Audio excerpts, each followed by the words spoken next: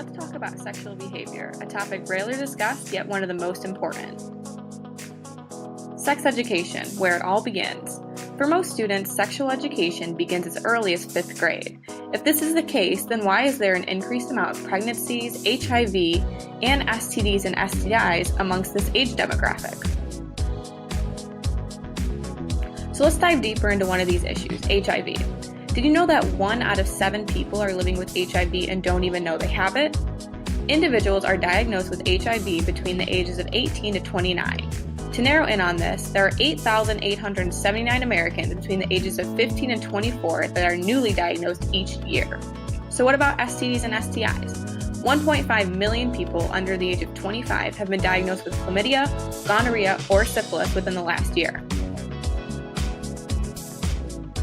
Ages 20 to 24 are among the highest rates of gonorrhea found in men and women. This is also the average range of the typical college student as well.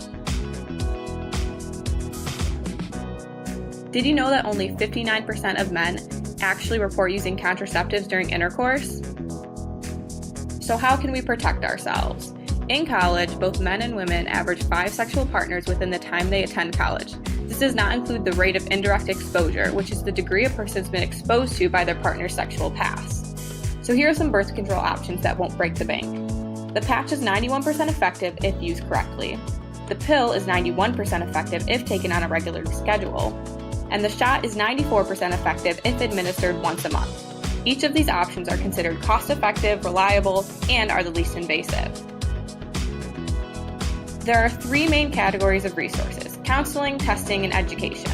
Let's start with counseling. Counseling gives the most variation in terms of what to get help about. It ranges from step-by-step walkthroughs from traumatizing events to helping create an effective and healthy dialogue between partners. Next is testing. Here you can get tested for any and all STDs and STIs, including chlamydia, gonorrhea, and syphilis. Testing can also include breast and cervical cancer screenings that can only be used as a preventative measure and increase chances of catching early signs of cancer. Finally, education. Education can start with how to have safe sexual health tendencies, what birth control options to use, and how to open up a dialogue. Remember that education needs to happen regularly because the world is always changing and evolving, so don't be afraid to create a dialogue and start that.